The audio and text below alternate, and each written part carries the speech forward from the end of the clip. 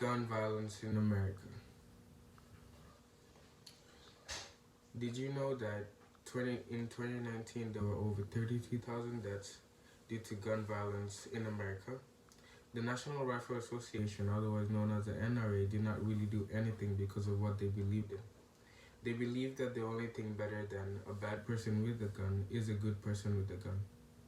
In this speech, I will talk to you about the problems and the solutions for gun violence in America and about the Arms Trade Treaty and the role of the NRA in gun violence in America. In 2019, there were multiple fatalities from gun violence in the schools, by the police, and in the low-income neighborhoods. The more gun violence happens in these places, the more families end up losing their loved ones. In 2019, over 46 school shootings happened in the span of 45 weeks. This is equivalent to having a school shooting every other week. This is equivalent to having a school shooting every other week in every other school.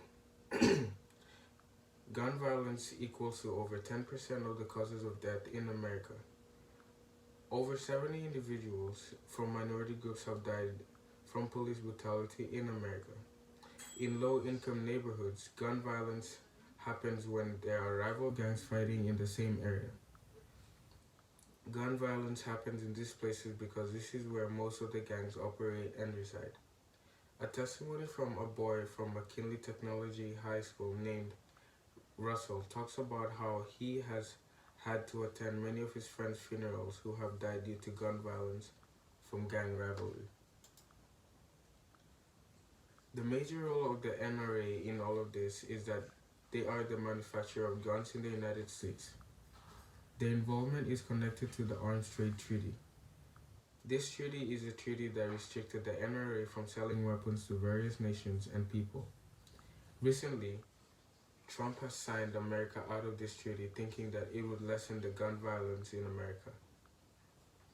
This was not the best approach to this problem, as would have been a better solution is raising the minimum age for owning or purchasing a firearm and conducting background checks and require a license before selling the firearms.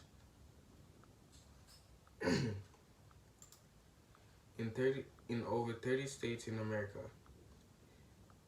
it is easier for a young teen to buy a rifle than for him to buy a lottery ticket because there is no minimum age for having a gun. In other states, the legal age is 18. Raising the age to 21 makes it that the people who are using the guns are better mental-wise and are more mature. Requesting a background check will help the seller know if the buyer is suitable for handling the firearm, and they will see if they have had a criminal past or a mental health issue in the past. If they have had a criminal health or a mental issue, their right to bear arms would be revoked. As an argument made, people usually say trying to control the sales of guns would be threatening the Second Amendment, and there are more people who have been saved by guns, and the more people who have guns, the safer the environment will be. Setting a legal age to own firearms higher doesn't revoke the right of bearing arms, and having background check doesn't mean that your right is being revoked. Your right will only be revoked if you have had a background which is not suitable for handling a firearm. I believe this speech has raised awareness about gun violence in America and has given you solutions on how we can stop it. Will you join me in trying to make America and the rest of the world a gun violent free place? Thank you for your time and attention.